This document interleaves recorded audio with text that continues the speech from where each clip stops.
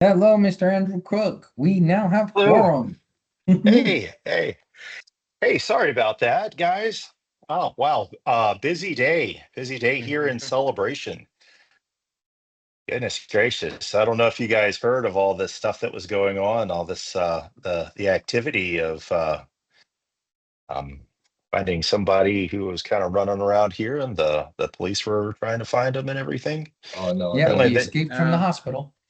yeah, so apparently my daughter and her class were out on the playground when he got there.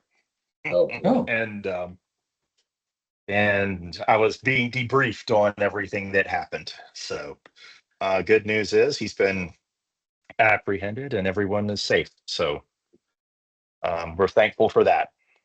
So, yes. Thank God. but I was just Okay. being debriefed on the whole thing, Well, Never or a dull briefed on the day. whole thing. Yeah. Busy day. That ha- Yeah. that happened to me yesterday when um, Orange County Public Schools constantly called my phone 100 times, thinking that's like, okay, my daughter's having that moment where she wants to go home because she doesn't want to be in school and she's throwing a tantrum. And my wife calls me and says, "Hey, did you get those messages from school?" It's like, "What messages?" I mean, is our lovely daughter having those tantrums again? She goes, "No, we have an active gun in the school." And I'm like, "Oh crap, okay." And that's when I dropped everything and started looking for news articles and finding out what's going on. And that's when my eyes opened up and said, "Oops, okay, I need to stop thinking and that she wants to get out of school and actually find out what the hell happened." But yeah, it was a false alarm, thankfully. It was kids who didn't want to take tests and they reported a gun on a student who did not have any. The poor kid got roughed up by the police and scared half to death with guns pointing at him, and he didn't have one. You got Oh boy. swatted. Oh boy. Yeah, Oh boy. yeah, poor kid. Well, thankfully everything turned out okay in your situation and thankfully in mine as well. So Yes. anyway, but just never a dull day in our lives here. So apologies for not making it on here in time. So but anyway, glad to be here, guys. Thank you so much. Thanks for including me and nice to see you all virtually. Yes. So I hand this over to you now, Mr. Breck. All right. So I guess we'll call the meeting to order. Do I get a second? second. Second. All right. Great. Thank you. All right. So we're going to, I guess, cover the agenda for today. I guess the first order of business is owner comments. But it doesn't, do we have anybody here as an owner that would like to make comments? Doesn't look like it. So, all right.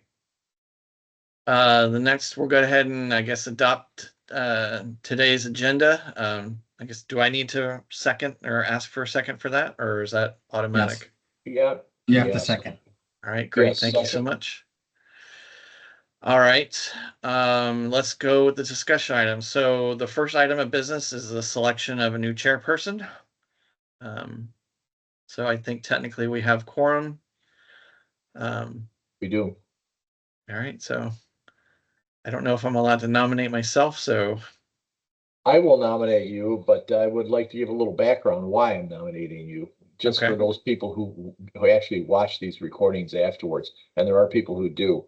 So I would just like to give some background. You've been on the committee now. This will be your third year. Um, so you've got the experience in the background. You have been a regular attendee, seldom missed the meetings. And in the spirit of what we discussed last year when we elected a chairman, rotating the chairmanship, we don't have to. It's just something that we suggested be done.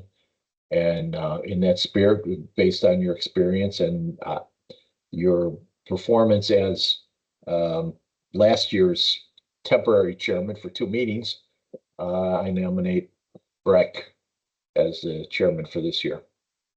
I accept your nomination. Thank you so much. All right, so I guess just to be formal, we guess we need to hold a vote. on if we'd like to adopt Tom's nomination of me as the chairperson. I'll second. All right. All right. So quick show of hands. Approved. All right. Approved. Okay. So it's unanimous. Congratulations, Brett. Thank you. Brett. Congratulations. Congratulations, sir. So the next order of business is to review the code of conduct. So there was a Word document that was sent out in the meeting invite outlining code of conduct that the CROA would like to institute across for the board and all of the committees. I guess, did everybody get a chance to review this? I have. Okay, Andrew, I don't know if you got to see it. Briefly. So, Briefly, but okay. no, I didn't see anything that stood out that warranted any, or at least objection or anything on my part. So yeah, but I'll yeah, Brick, I'll let you drive. Yeah. Okay, trying to look here.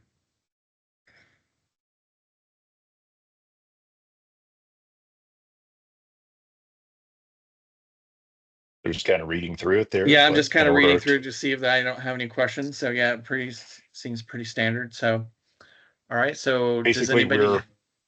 we're all agreeing to act Yeah. professionally, courteously, and with our charge in mind.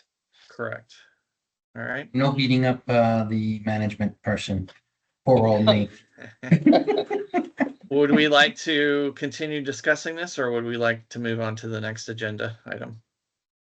Do we need to formalize this or adopt it, or is this just something that was being recommended that we do? What was?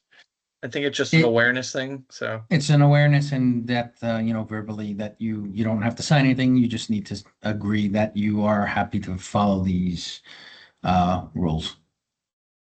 Agree. all right. Agreed. Okay.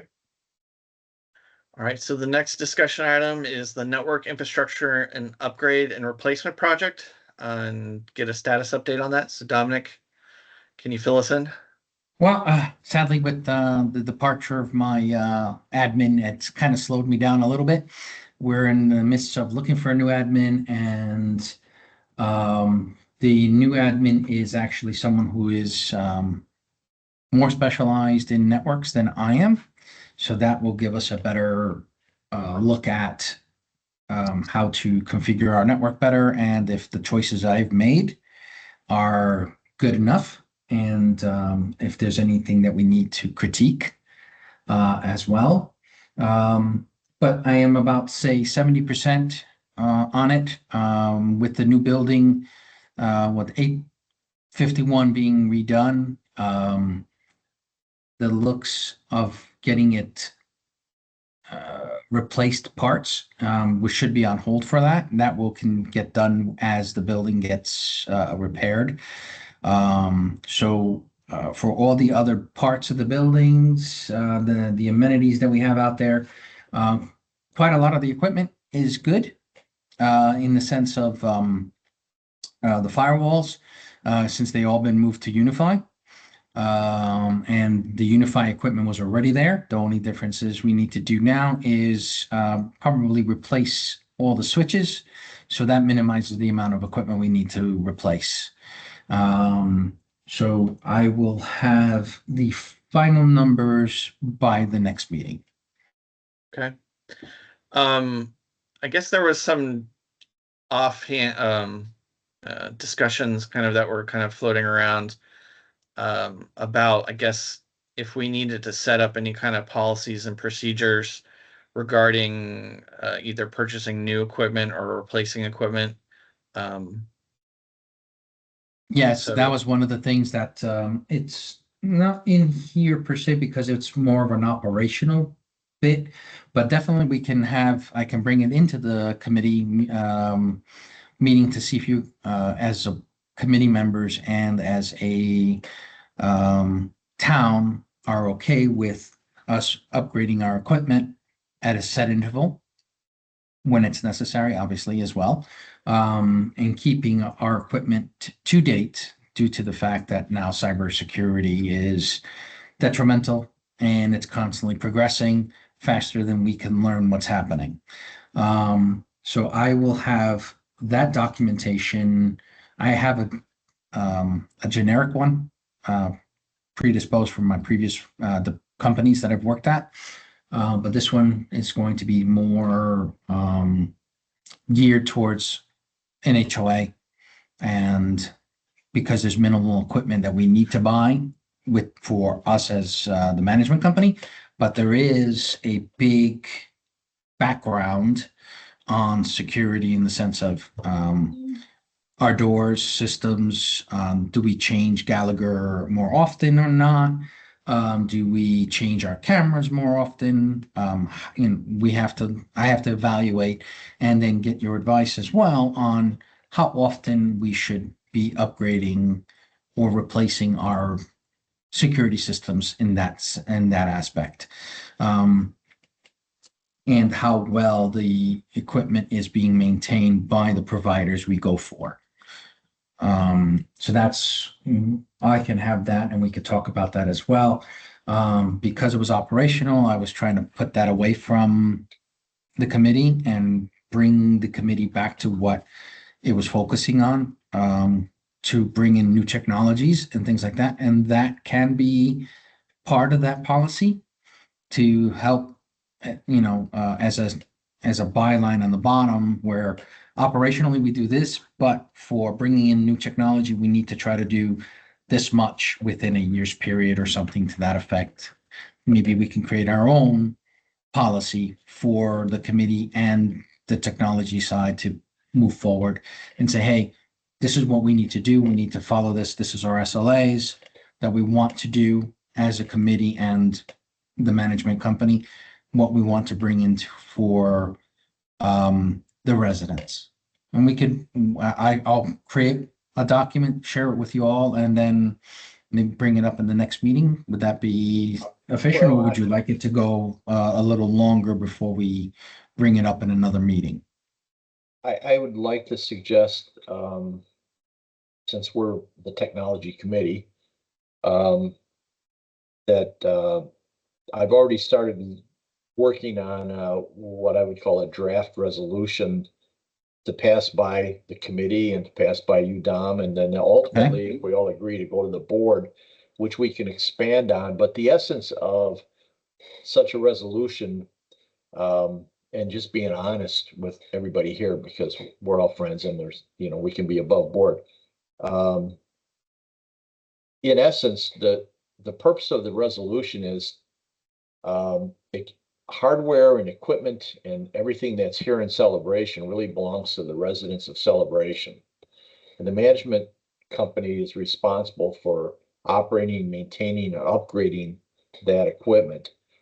However, management companies do come and go, as we saw, and IT directors come and go. So we need something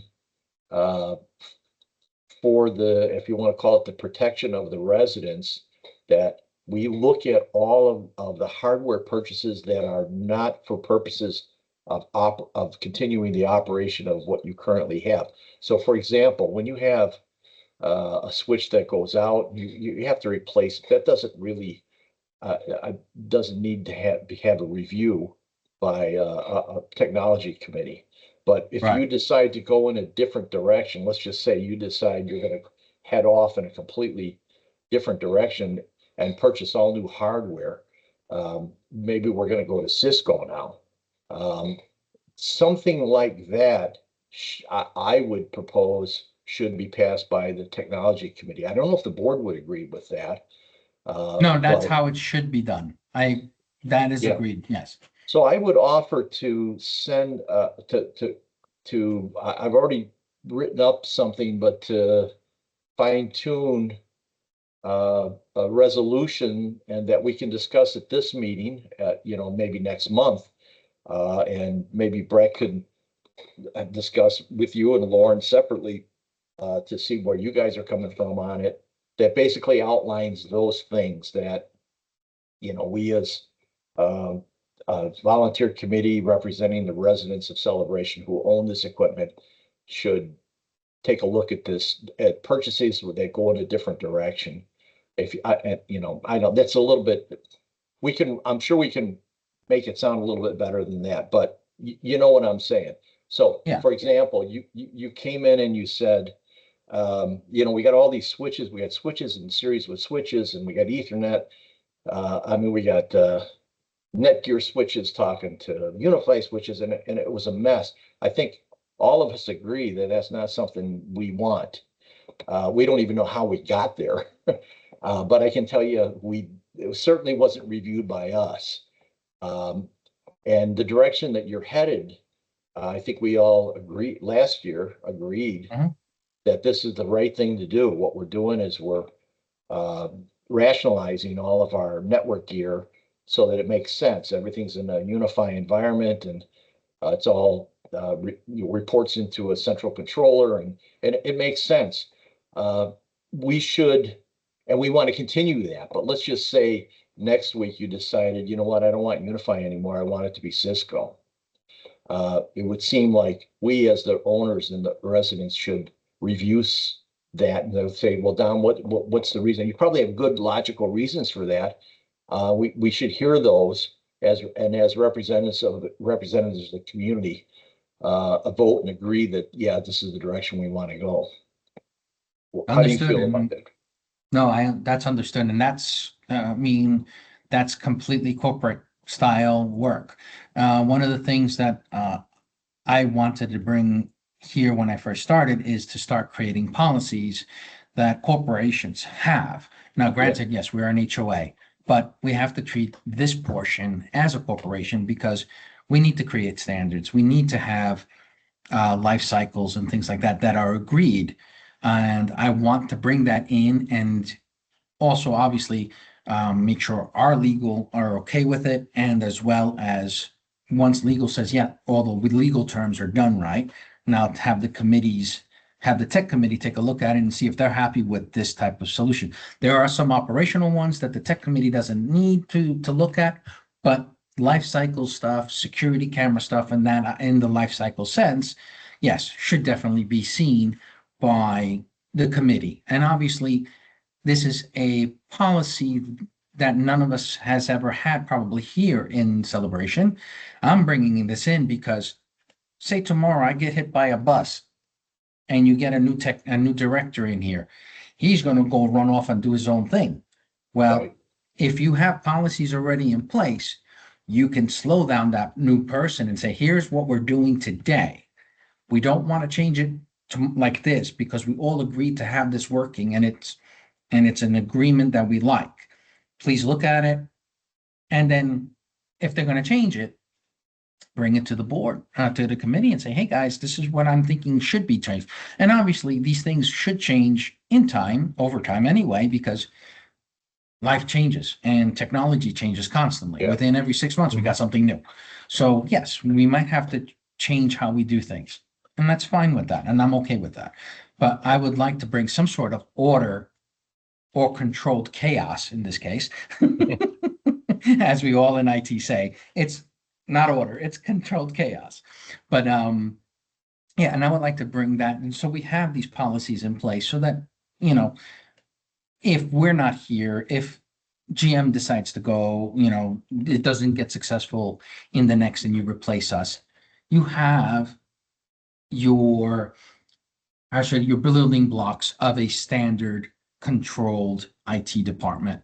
And obviously, all your other departments rely on the IT structure. If it's not cohesive and if it's not strong, all the other departments fall apart. So I wanted to bring that in and hopefully complete it before my full year here. So this way I can say I've changed this from what it was to a organized organization. Well, all Okay. that sounds good. I think we're all in agreement on that, and thank you Yeah. for that, Dom. And Breck, thanks for bringing it up. I think really what we're all just saying here as a consensus is, or is like we don't need to prove every time you need to change a network cable out, but whenever we're talking about major impactful systems that represent a certain maybe threshold in dollars or community impact, like whether or not it's cameras or access control or firewall equipment, whatever it is. We just want to make sure as a community that we're doing the right thing at being aware of and putting together policies with your help, Dom, so that we're compliant as any other government entity would need to be. And I think that's really probably the genesis of the comment there. And so certainly we want to work together with you on that in crafting those policies. And thank you for offering to bring in, some of what you've seen in corporate America and bring it here and adopt it and adapt it to our environment. So yeah, that's good. Thanks. Yeah. And You're again, welcome. Brian, thanks for bringing it up. All right. All right, so we'll look forward to a fruitful discussion next meeting. All right, so moving on to the next item, Gallagher, the final phase. I guess the board is looking to make decision on the amount of licenses to buy. Yes, correct. And that's where we're at this moment. And just for clarification, licenses to buy, this is specifically related to the mobile digital Credentials, key, yes. right? The Mhm, one that would yes. be associated to a phone. I think Yes. we all understand that, but again, to Tom's point earlier, for someone else that might be reviewing this after it's been recorded, what's the Or a new context member about as what we're well. saying? Yeah, Yes, you're right. we're more specifically talking about the mobile credentials that we want to start introducing to the community. Yes. So, yeah. So at the last time, I don't remember who was all there. I know Don was there and perhaps you were there, Andrew. But there was a conversation. We're trying to move this. We really want to close this project out and finish it and get it off the discussion table so that we're not talking about this anymore this year. This thing is really on the home stretch. We just need to get these licenses purchased. So a request, somebody in the finance committee suggested that, and I know I talked to you about this, Don, but these other two guys may not know that not many residents even use a card, and what's the benefit of having this wireless access, and if people aren't using their cards, how many do we think we really need? So I did a report from Gallagher, from the Gallagher Control Center. And I don't know, Andrew, I don't even think you've seen the report. Have you, Andrew? Yeah, we worked on some of it together.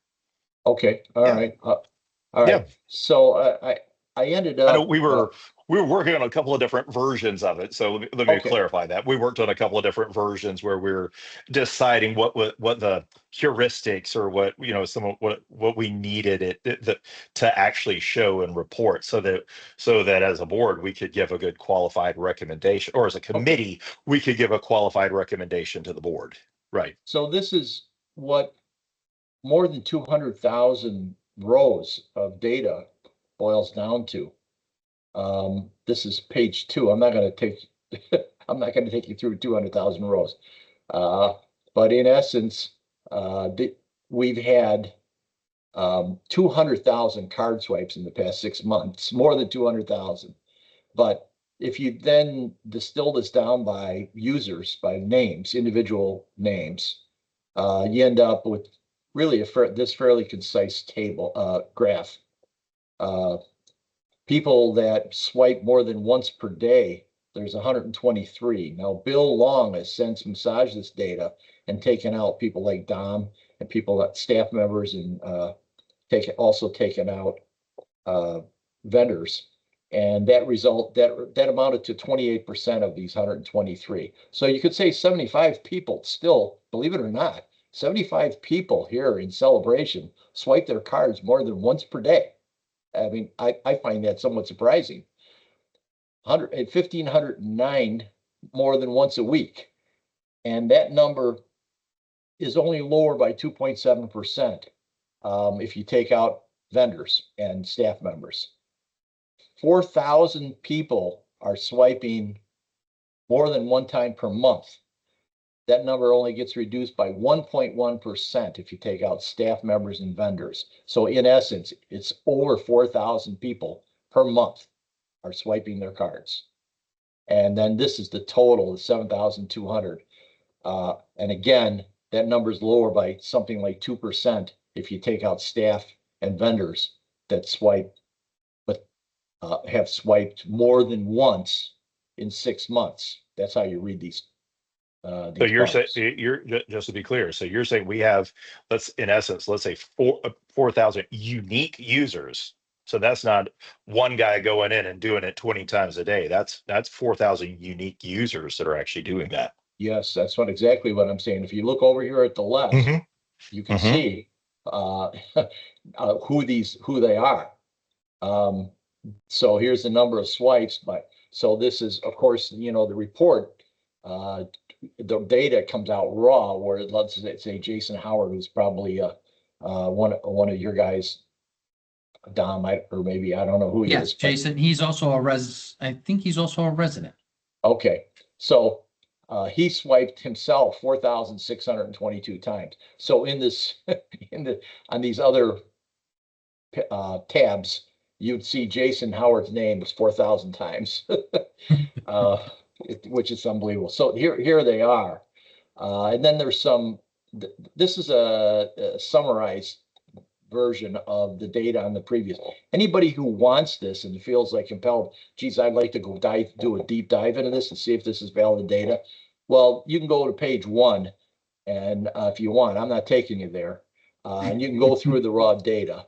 But I've done some sanity checks, and yes, the dates go all the way back to November, as we feared that they didn't, and it takes us to May 6th. So this is data between November 1st of last year and May 6th of this year. And I'm reasonably confident that this bar graph is accurate. So bottom line, over 4,000 people use their cards more than once a month. Period.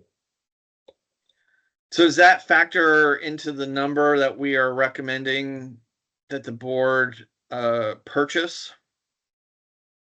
Somebody, Bill or Dom or somebody, has to take this data to the board now.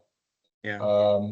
And decide, Andrew's perspective of it was, as I recall, go buy 1,000 licenses with a deal made such that if it turns out to be 4,000 and there's a price benefit of having a 4,000 piece quantity, that we claw back the delta that we paid on the 1,000 that we already bought, that they credit that to us. That's a conversation that's really outside of our purview, right? We're technology people. So some finance people have to, I think our mission is done. Here's the data. So, we can take it out of the domain of speculation as to whether people will or will not swipe. Here's the actual facts of the matter based on real card swipes. And we now pass this off to someone else through Dom or through Bill and say, hey, take this to the board and you guys do what you want. And then we close this topic. We get this thing off our agenda. The card access out of there. That's my suggestion, but I don't know. But I'm in agreement, but I just work here. So this doesn't obviously eliminate card access. This is just enables a kind of a little more flexible way of the use of the residents scanning in to the different amenities. So yeah, right. so It's a value basically, add that we're providing to the rest of the residents here. The cards don't go away. It's purely just, a value add service that, because of the upgrades that we already did with the Gallagher system, we can now provide this service to the residents. I think it's going to, again, this is really not a technology question, but it's going to be a judgment call as to whether you allow a resident to still have this card and have this capability, or it's an either or. Bill McFadden expressed some concern that if we allow a person to have it on their phone and keep the card, that the person will give their card to someone else, and then we'll have unauthorized users using the swipe card. I don't think that's our decision even discuss. Somebody else would decide that, but how they handle it. Is it one per user? And then do they get the choice when they, new residents, or he loses a card? Do they get the license for the phone free because he would normally pay $10 for the replacement card? Or, all those decisions are financial decisions that, in my view, are outside the scope of the meeting. Okay. So that's it. I think we should, I'm not sure how to proceed, but I'd like to, Yeah, I think we probably need Bill's input on this as far as maybe how to what are the next steps, if we need to just provide a formal recommendation to them, or Bill has gone through the recommendations, and there has been some committee talk, not sorry, board talk, that they're probably going to buy, say, 1,000, see how it goes, and then buy more from that point forward. But there is, with these numbers that we're seeing today, I don't know how fast that 1,000 would go. You would probably get a quick uptake, and then all the tech savvy people will die out. And sorry, wrong choice of words. Will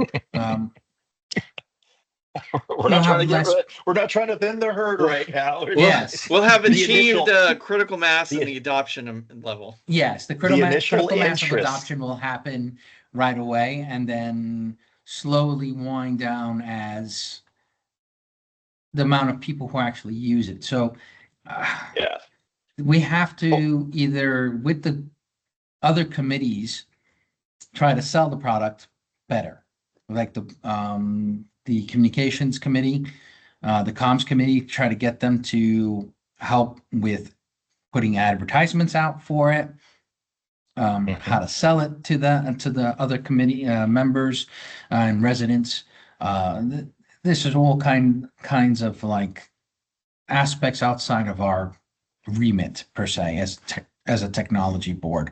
We provide the technology, we tell them what it can do, and then marketing as in a corporate world would take over and do its marketing spiel. So And now, actually jumping into that, so Tom's actually already done half the work for the marketing people, because he's already created the list of the highest users right there. right. That a focus e-blast or a communication to those people to say, hey, we look at what your town has provided for you now. We're making it more convenient for you to access the places you go to every day. Here you go. And we'd love to have you be an early adopter to the system.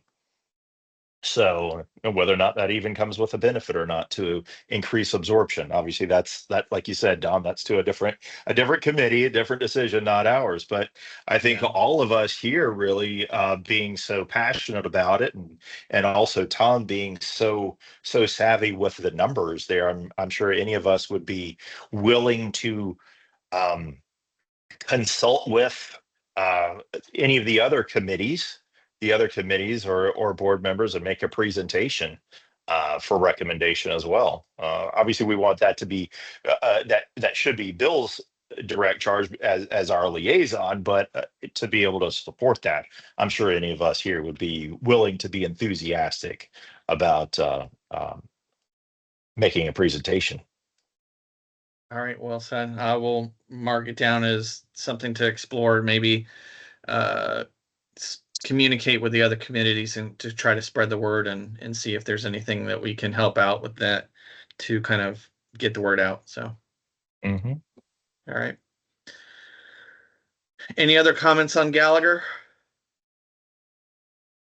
Nope. Okay. All right, the next topic is the celebration.fl.us email that's provided to a small amount of residents. I guess the question at hand is, do we want to potentially sunset that and expire those accounts and then potentially recoup any costs? And with that, there are some other benefits. We can actually shorten our town hall email accounts. If we can recoup. So this topic predates all of us almost. The reason we have townhall.celebration.fl.us, which would, you wonder how we would end up with that subdomain, was strictly because of this right here. These residents had celebration.fl.us. We attempted to, in the past, get rid of this domain or this email. And there was it's a feisty group, let's call it that. And they're happy. The founders, Andrew himself might be one of these guys that has this address. I have one, or I used to have one. I don't know if it's still active or not. At one time, I think it just turned into an alias or something. I don't know, but yeah, I did. I Yeah. had one at one I time. also had one, but the active users, as a technology person, I'm fully on board with trying to get these guys off of this email, and free up this domain. How is this managed? Is this managed with the rest of our Microsoft stuff, or is it? Is under the Google platform. It's a separate Google. platform that we're controlled under. And right now, due to the fact that our subdomain is controlled by Microsoft, our main domain is actually controlled by Google, causing some headaches sometimes for our email routing. We get error message that I clean up and fix in the back end that no one else gets to see. So Since it's, I guess, associated with Google, are we able to get any kind of usage statistics on whether or not these email accounts are active or yeah, I can tell potential you mailbox right sizes? now, actually. Give But me one how second. many accounts are there? How many accounts In are there, and active, are any of them still active? Yeah.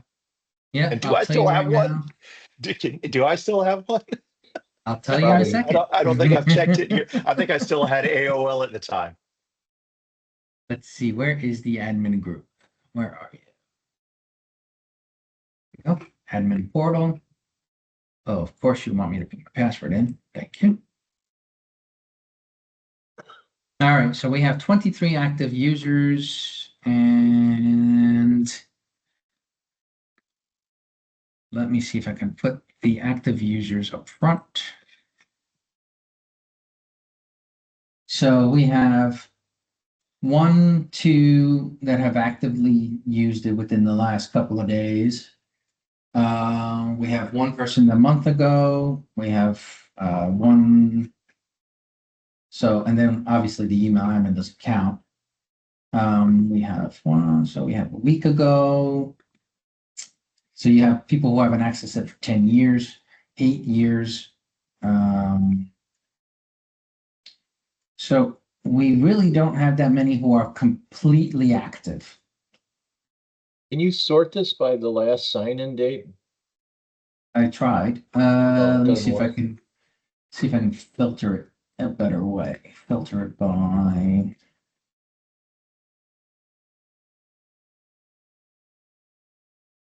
Sorry, I'm not having my glasses Yeah, I don't on. see it there.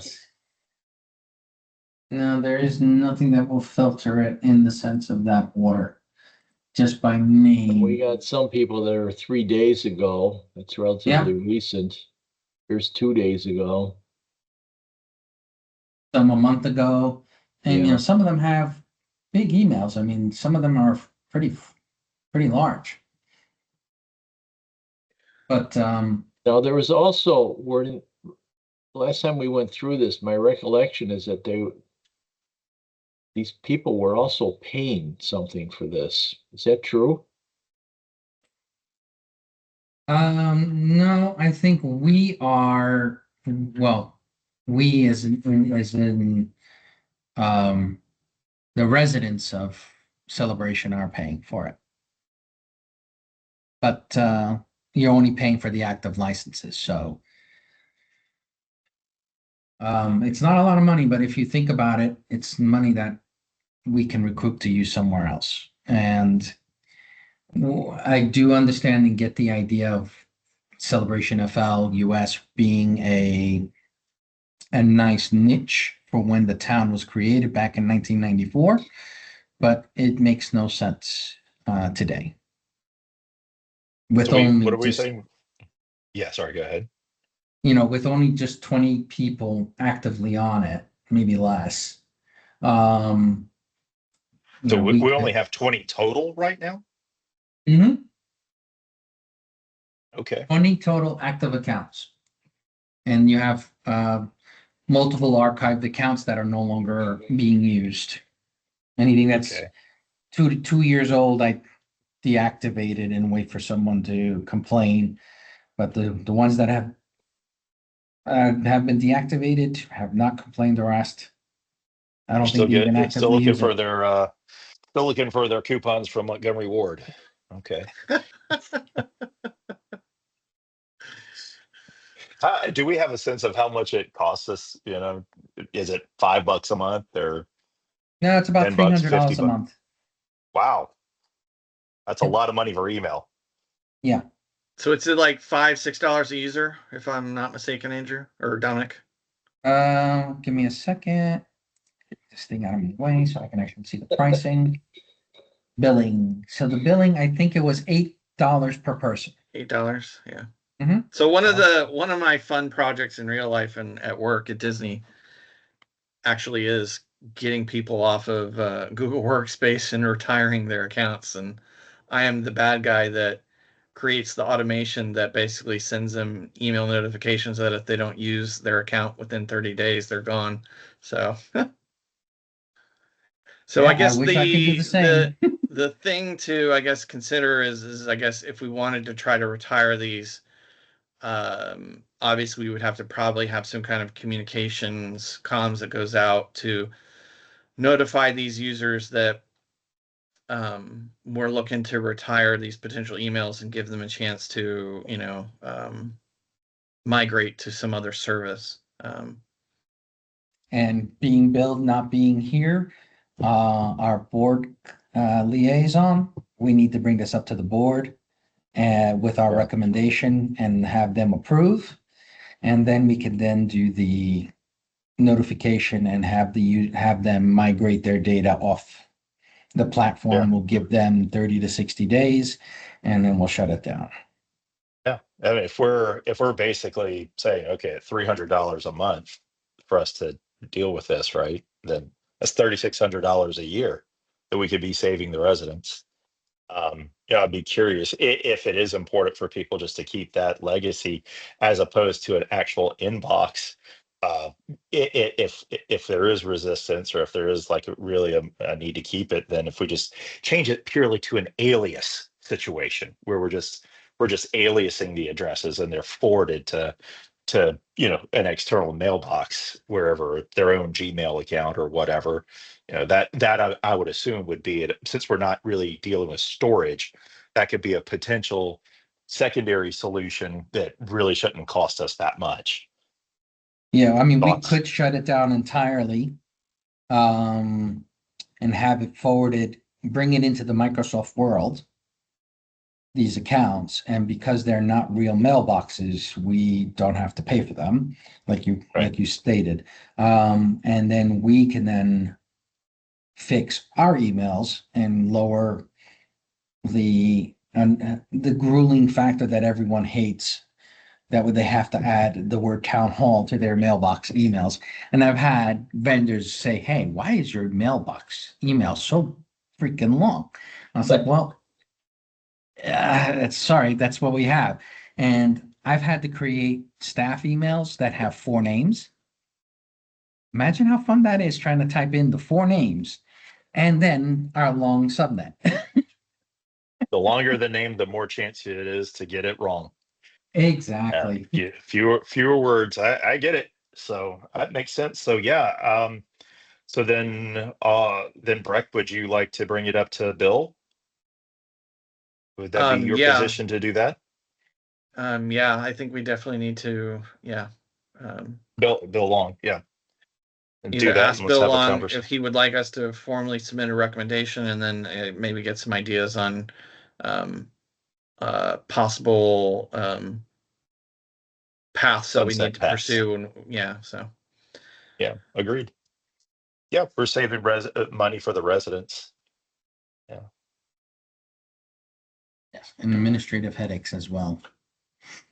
I've dealt with MX or mail exchange aliasing, internal server, external server. No, that mailbox isn't here. It's on a different server in a different database. Do not deliver here.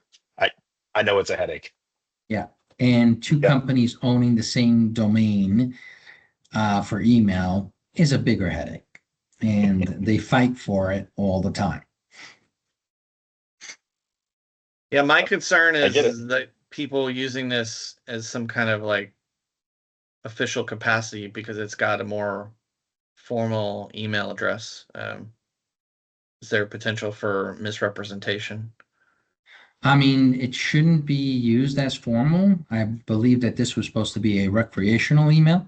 Yeah. Just like your Google.com, or sorry, your Gmail.com accounts. It wasn't really the intention, I believe, was not to be as a business type email address, except for the committees and board members. But In the I early wasn't around. 2000s. Yeah, in the early 2000s, again, technology being a cornerstone of celebration and being able to provide a town email system. It gave a sense of community, and it was really more of an internal communication thing. Your email address also was associated with your front porch user ID. When we still had the front porch message board system, it was a PHP based message board system. Okay. Before we had our ticketing system, and before there was the back porch or side porch or other porches on Facebook, it was really a community message board system. And so your celebration.fl.us email address was also associated with your user ID for the bulletin board, the PHP bulletin board messaging system or message board system that we all used really for just talking about the community. And that was the front porch. And so that's really the genesis of all of this. And obviously, Okay. Yeah, and I think times have you changed. can.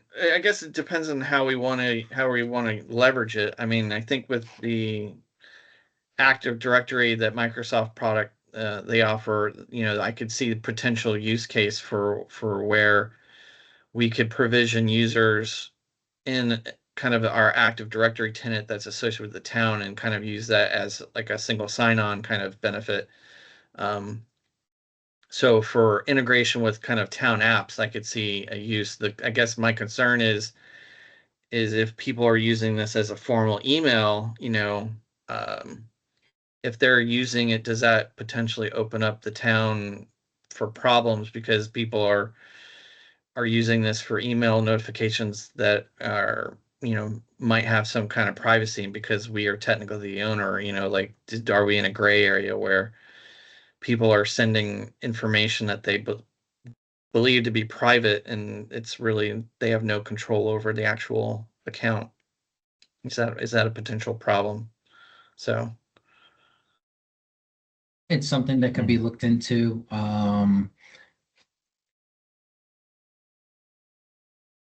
Yeah, I mean, that's something we could look into. From my understanding, it was recreational. But if Yeah. they were using it as a corporate style email, it was being done on residents' dime instead of being paid for by themselves. So I believe that would be on, if it's recreational, fine, but if it was used for businesses, then it's being abusive, in my point of view, because then that's not one of the use cases for it. okay. All right, so we will table this item to have future discussions with with Bill and to possibly come up with some recommendations in the future. Okay. Okay. The next item on the agenda is concerning Parks and Recreation and I guess the Rec Pro tool and its Correct. possible replacement. Yeah, so the replacement status is complete. I know that the tech committee didn't have too much say in this process. We ran for it as an operation to say, okay, well, ONR wasn't working. It was going to take us at least another 3 years before something could happen. I went to Rec Pro and I asked them what's going on with their system, what is something out there. So I went out and looked without realizing DayPro was Rec Pro's new owner. And they have an upgraded, more modern and cloud-based product. And said, okay, what can we do to switch to your more upgraded version that we currently have that's been sitting around for 10 years? And the person I got to speak with was the previous owner of Rec Pro. He now is I guess, a senior member of DayPro. And he said, yep, we can upgrade you guys. This is a fairly simple cost, a cheap cost at what you're paying already. All you have to do is just pay the upgrade fee and the contract and you'll be good for it. We brought it to the board. Well, my boss brought it to the board. They agreed and they're happy with it. And they said, go ahead and just upgrade it. And the process was completed, I think, at the April 21st. And it's been working pretty well. It's now linked to celebrationfl.us. So when you go to the website on your computer and you go book an amenity center or a facility within Celebration, you can book it. And if you've never done something like that before, it'll ask you to set yourself up and you will have a record and history of what you've done and bought and used in Celebration. It's much better, much cleaner, and it's all done online and paid online as well now. Before it's you called- had to do. It's called DayPro. The company's called DayPro. DaySmart. DaySmart. Mm-hmm. And they do all kinds of facility type rentals, dog facilities, recreation facilities. So they do all these bits and they've pretty much advanced and made an advancement to what Rec Pro was. So is there Yeah. is there an app for this? So there is a not an app per se. There's an administrative app for us in the back end, but for the front end, it's going through celebration.fl.us. You go there and you go to Parks and Rec section and you book your amenities there, right from our own website. So you don't have to go outside of it. And there is an outside portal as well, but it's a website. There's no actual app per se. Actually, no, I'm sorry. I'm wrong on that one. There is an app and it just pretty much makes the web version into a more mobile version. Like a progressive web app, basically. Not something Yes. that needs to be downloaded from the web store, but actually it can detect that you're on a mobile browser and Yep. it's called a progressive web app. Yeah. Yeah. Okay, cool. That's it for me on that part. All right. So this will disappear next month. Okay. All right, so the next item is security systems. So we have two items, status on just in general security system and then the dog park. So Okay, so for the status, we are at now, I think the only two locations that I need to fix and work on is Heritage, Spring Park, I should say, and CCFC. Those are the two locations that I need to work with. Actually, no, sorry, there's three locations and the dog park. The dog park requires a bigger workload. I have the quotes and I'll have the full report ready for our next meeting to recommend to the board. I have a quote from our lovely contractor on what it'll cost to put the cabling in place for us to run the new cameras. And we've done a security check on where the camera should be placed from the systems we're going to use, and the ease of use. We're going to go with Unify, since it's going to be easier for us to maintain and manage, and cost-wise, it's a better option at this point for the dog park anyway. I think going with Access is going to be cost prohibitive, and the solution to bring a full access system with the amount of cameras we quoted out might be too expensive to put at the dog park. How many cameras there? How many are we talking about? Total of 12 cameras, replacing the old cameras that are currently there as well, comes out to 17 cameras. Yeah, Oh. 16, 17 stuck in my mind as well. Mhm. Yeah, because we have to replace the current ones, a bit foggy and, well, weather worn. Yeah, so you're talking about, if we will go to Access Cameras to buy the current models of those, we're almost about $700 to $800 each. Yeah. Unify cameras came out to $300 to $450 each, with AI driven processes, and with the NVR that is license free, it became a little bit more cost effective. So when I bring the report to you, you will see the differences in cost between the two products, and we will then go from there. What you guys recommend, I believe Unify is our best bet, and now that it's also certified product that we can use, and all video data streaming is now encrypted. They have now added encryption now to the Unify video cameras. Brett, for your information, Dom,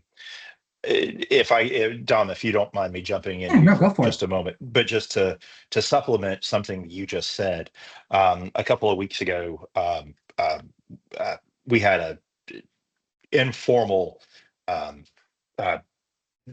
meeting, and not necessarily a meeting, but a lunch, and we were talking. A couple of us were talking about a couple of different issues, and one of the topics that had come up was something that had been a discussion point amongst all of us before, making sure that we, as a community, that we're adhering to the proper government standards for compliance of the camera equipment, the video recording equipment, et cetera.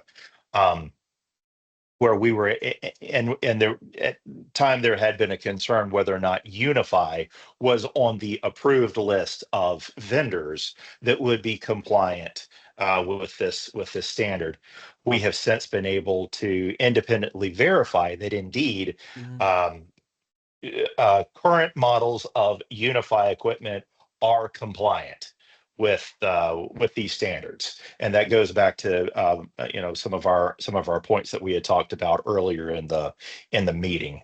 So it was something that we casually shared between Tom and Dom and I, as well as Bill Long as well, being aware. But just for everyone's own information here, yeah, we were able to verify that the current models of all this equipment is compliant with the standards that we're requiring. Hopefully that Understood. made sense. Yeah, Hopefully that made sense. Sorry.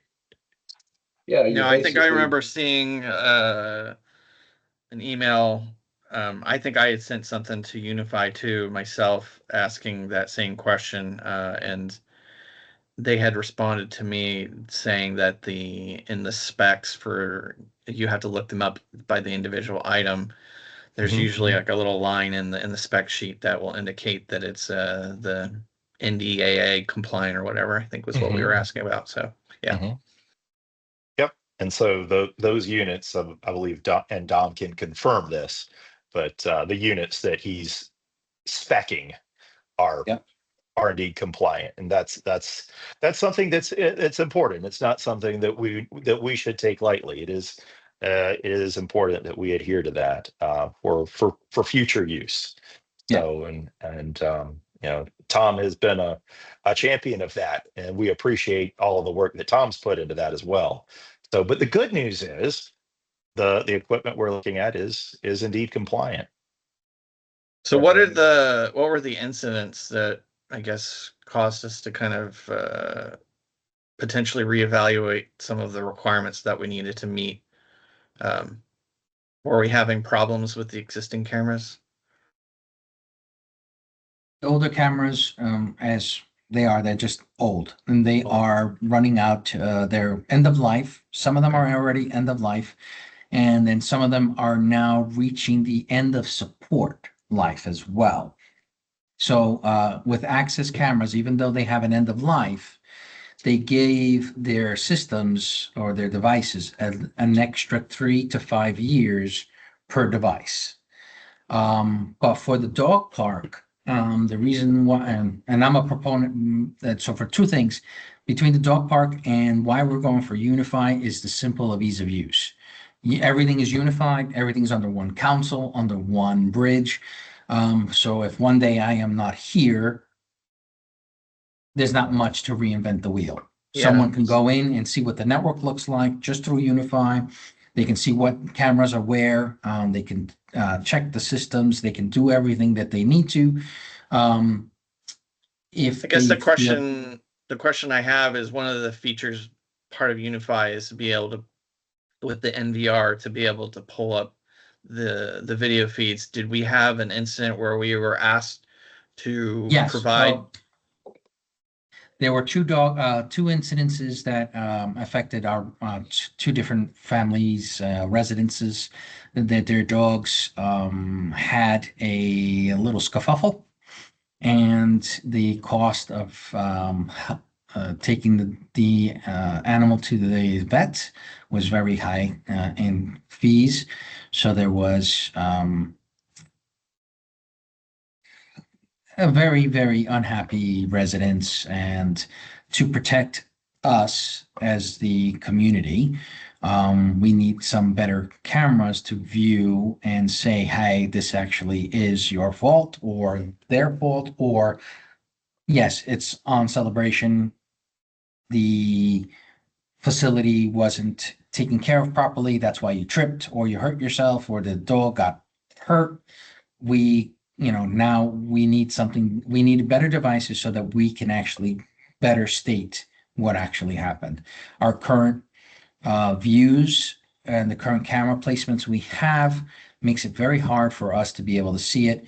When one of the incidences, the dogs were in the camera's view, but too far away. So when you zoomed in, everything became blocky. So you couldn't really make a difference, tell the difference between two different dogs. They became one. So we did the best we could to judge what actually happened, and the matters were settled. But because of that, we need to make sure we protect ourselves, management, and the residents, and our little furry friends as well. Gotcha.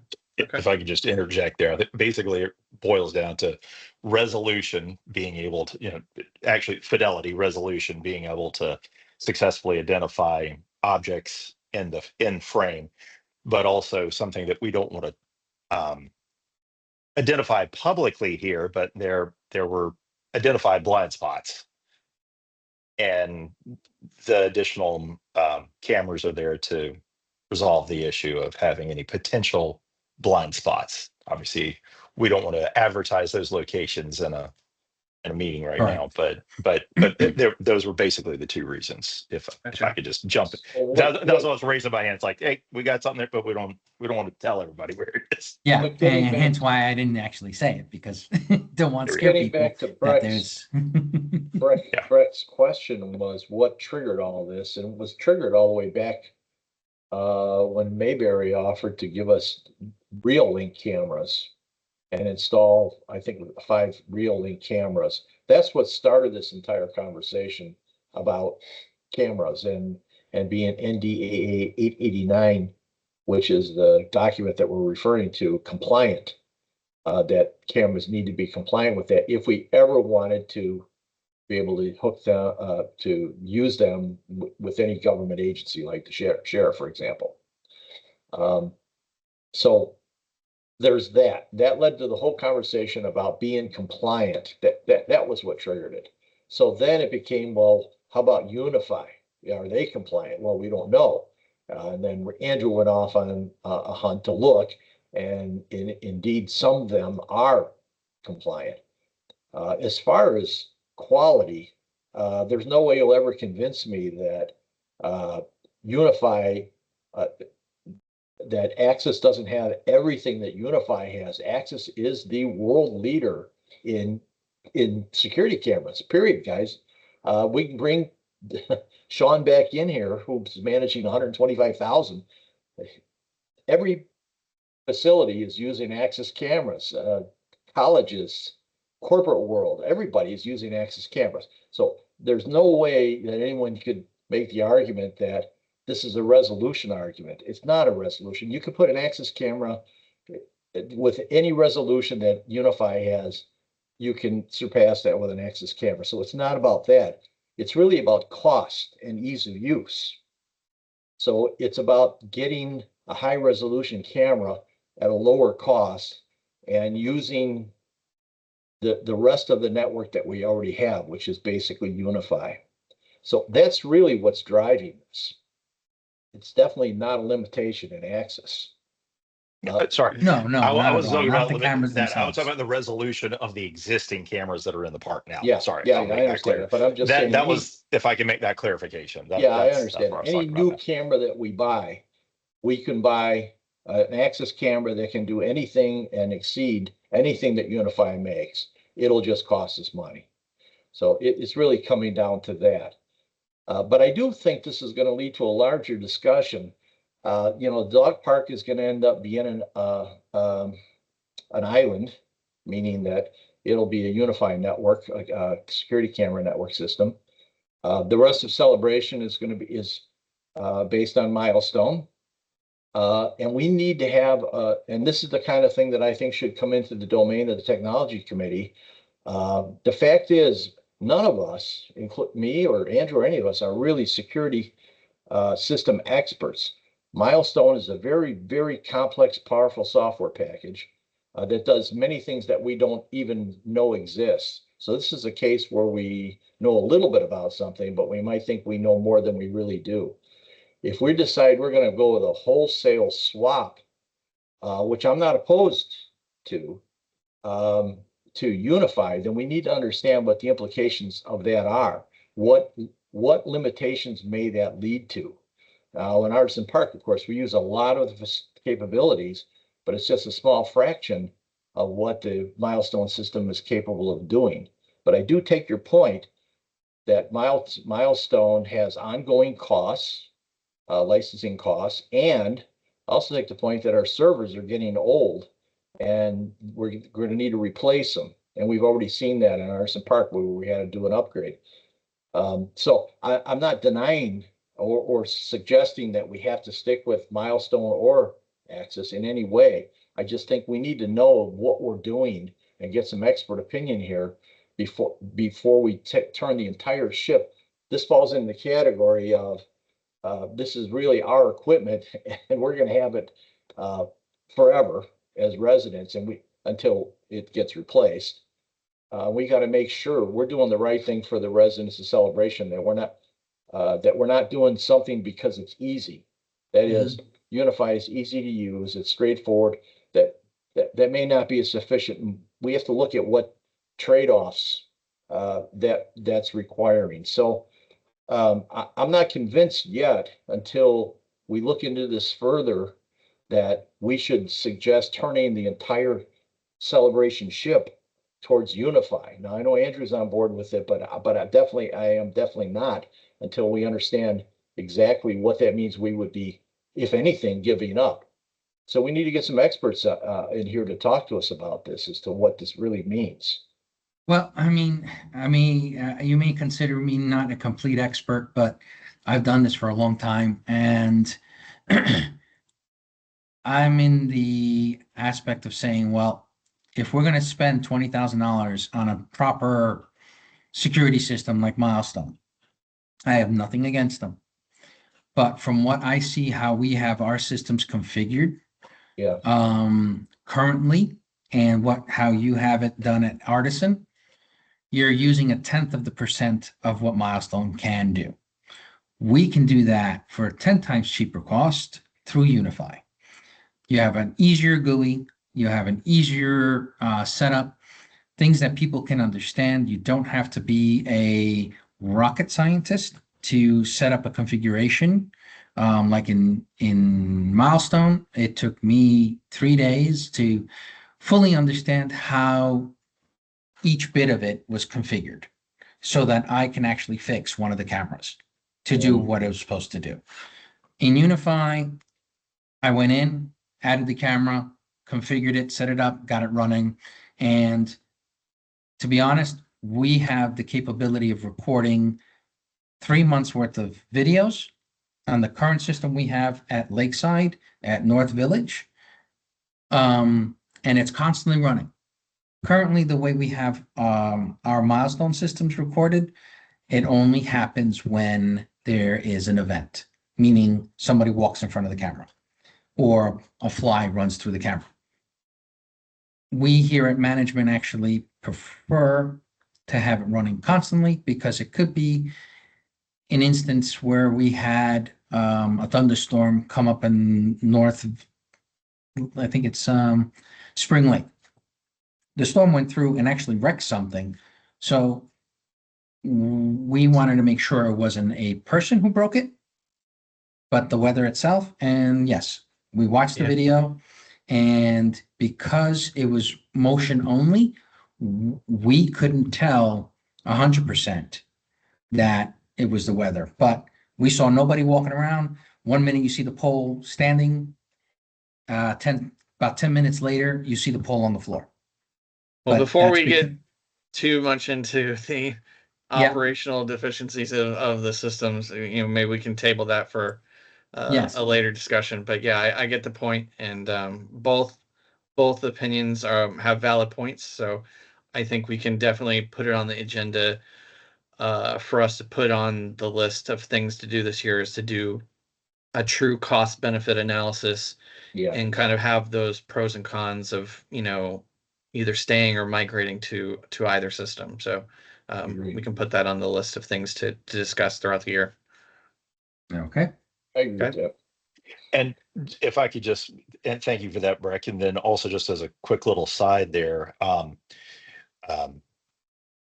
Dom has actually graciously offered to, for those of us who do need to learn a little bit more about the Unify video system, the camera system. Dom has, since we do have some of the Unify cameras in operation, Dom's offered to host us to demonstrate the capabilities of the Okay. system that we have now, so that we can all be better informed. Yeah. And so that as we are discussing this later, Breck, everyone, that we can do it from an informed position. So, and Dom, thank you very much for offering for that. And so we'll schedule a time with you that we can do that. Definitely, since I had to replace Lakeside's equipment thanks to a water pipe bust. All right. Anything we need to discuss further on security systems, or do we want to move on to the next item? I think we're good. Tom? Yeah, we're good. I mean, we have now reached our time limit. So I guess we want to hurry these parts along, I guess. Sure. Let's move on to the website design update. So, we've gone as the board, normal recommendations. We're going out to, obviously, because the costing is going to be over $10,000. We've gone to 3 different vendors to get an idea of how we can modernize our Celebration FL website, and also what we can do to make it better in the back end, meaning if the comms committee is happy the way the current setup is, and they just want a better back end and cleaner and get things so that the site works better, sure. We've gotten that aspect. We've told all the vendors, how do we fix the back end? How do we make it more secure? How do we make it more modern on the back end so that administering it will be easier? And also, how do we make it better looking with their input? And then we will go to this. They're providing a storyboard, not a complete concept. This storyboard will tell us a story about our website and how we can get residents and visitors coming to our website and work their way through these storylines. Since none of us here are story makers in the sense for building websites, they're going to give us the storyboard, and we're going to present it to, obviously, to the tech committee and to the comms committee. We will tech sense it, but ultimately the comms committee and the board will have final say on it. But I think Celebration FL is due for a nice refresh. And that's pretty much it on that aspect. Do we have a deadline for when the vendors No. are going to be giving us that, or is there a deadline vendors where are giving us we want to where we get a RFP written for doing the website redesign? What's the timeline on this? Are we? But Is there's it no a real month, formal 2 months? Yeah. RFP because it came out from the comms committee and as well as our previous communications manager. She said Okay. we needed something better. I told them, I was like, well, okay, we'll tell us what you want. And they said, well, we want to add this, and the comms committee actually added in as well of what they would like to see changed. So we've given that information to local vendors and our current vendor, obviously. And they said, well, there's not much you can really change with your current backend platform. There's a lot of updates that need to be done and a lot of, different modules that you would need to add to WordPress to make this work. And we said, okay, well, tell us what you need. What will it cost? What would you need to do just to get us fixed in the back end? So with that, they said, well, hey, why don't we change pages and make pages look better and make it more modern to today's standards? So like, oh, okay. Well, we'll ask that from third-party vendors and see what they say. So we should be getting our quotes shortly. We got 1 and 2. The second one's coming in, and the third one should come in within the next week or 2. And with those quotes, they are going to give us like a story, somewhat of a storyboard of how it's supposed to look and how it should go through, the flow of the website should be. And that'll go towards the comms committee to see what they say. But as Tom and I discussed earlier, cannot say on the video at the moment, but Tom can probably tell Breck and Andrew later. Okay. Well, hopefully we get a chance to review it as well. Oh, of course. I mean, this is something Yeah. that it's going to be big, technology wise, and there is actually not much information on the technology side of us in the website itself. So maybe that's something we can ask for the story to add as well.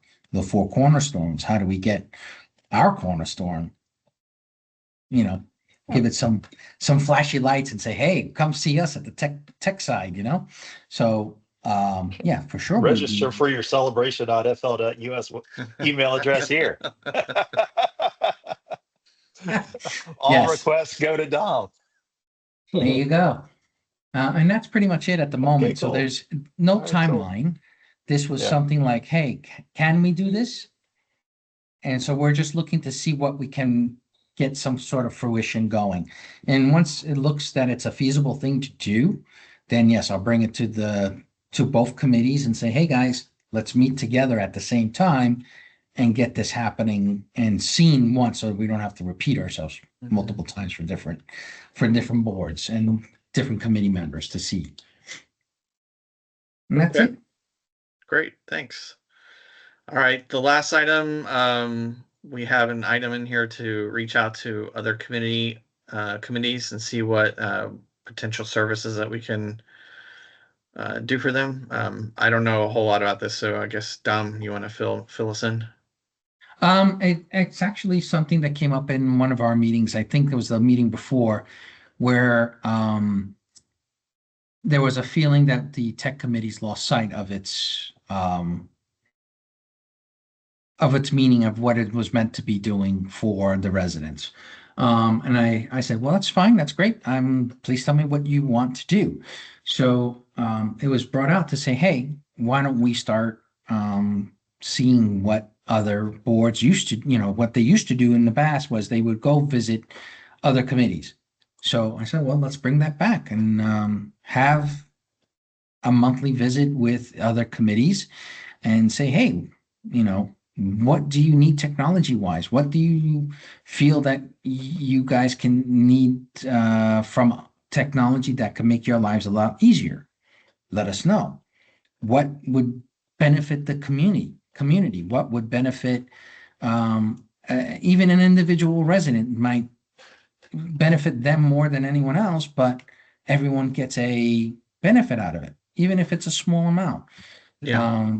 It could be simply, hey, adding notice boards, like we're doing now with putting digital notice boards out there. And that is still in the works because you need someone to actually visit all the facilities to do the quotes. I haven't had time to do that, but yeah, I mean, anything that can help the residents feel that they're being a part of it. To be honest, yeah, we can get our committees to get all this information. We just need them to. Do we have the, I guess, the meeting times of the other committees? Is there a place where that's easily accessible? Yes, it's all on the FL US website. If you go to Celebration, you can go all to the committee meetings and they're posted on a daily basis. Yeah. So just on the town calendar? Yeah, Okay. and you'll see it in there. Yeah, the meetings page. Yeah, It's the on- meetings it's in page, there. correct. There's a calendar Hey, there. Dom, would make at least make it easier for me. Any chance either you or someone at town hall could easily provide the 3 or 4 of us? I know John's not here. Just a list of the other committees and the members on there and their respective contact information. What I'd offer to do is, instead of just doing Zoom meetings and things like this, I'm a big face-to-face kind of a guy. So I'd be happy to organize a luncheon for everyone at our clubhouse in Artisan. It makes a nice venue where we can have a big room all to ourselves and let's talk to everybody person to person. And I'll just get together for lunch and be able to do it that way. I'd be happy to offer to host and get us all together under, in one room. Are you cooking? So, hey, absolutely. Listen, I'll order the Papa John's. I got him on speed dial. Yeah, but if you could do that, if you could help us out, at least just with the contact information, if Yeah. it perhaps is all just readily available and I'm just being thick-headed and not looking it up, but if it's pretty easy and you can just copy and paste it all in an email to the 3 or 4 of us, that'd be fantastic. And Either that or just we'll put out publish it on we'll the put out a team site or request. somewhere or something like that. Yeah, I can do that. I'll make sure that it's well, I mean, yeah, obviously it's okay because you're all committee members. It's all public. Yeah. So that'd be great. Yeah, we can do that. And we'll offer just to get everybody together and chat. You got it. I think that's a great idea. I like that. Yeah. We get together Very with all good, the guys. committees and talk to them and yeah. No, and hopefully it doesn't break out into a big food fight. Well, that Um, may be against the new ethics behavioral rules, right? yeah, can't go against those. Oh, hey, we didn't sign that thing, right? All All right, right. team. All right, team. Is that So it? I think we just have a committee comments. Does anybody in the committee have any comments? I just have one comment. We should bring back that monthly meeting that we would have that off at Artisan once a month, just to get all the tech members together so that we can hash out certain things so that when we do have our committee meetings, we can drop down the extra conversations and keep ourselves within our time limit. Sure. Sure. That's a great Yeah. idea. Let's figure out a day and time that's good Yeah. for everyone, and let's just put it on the calendar as a repeating event and standard operating procedure. Let's do it. I'm in. Yeah, Okay. Sounds great. I'm in for that. All right. All right, Any guys. previous Yeah. action items that are still open? Mostly for me, just to get all the status updates for all the operational updates that we all agreed about getting the servers replaced, getting the networks replaced, all that stuff. And the cameras for dog park and things like that. That's pretty much on the action side. And the other previous action was the letter I was the other action item. See what was done. If anyone has gone out to talk to anyone yet, but we all are busy. We all have day jobs. Yeah, we'll try to get some movement on for next month's meeting. Agreed. Okay, all right. So I guess can I get a second to adjourn our meeting so that we can conclude? All right. Thank you, Tom. Thank you, Andrew. All Thank right. you. So I guess we can officially end this meeting. All right. See you later. And Everyone, thank you. have a good Thank evening, you. everyone. Have a good evening.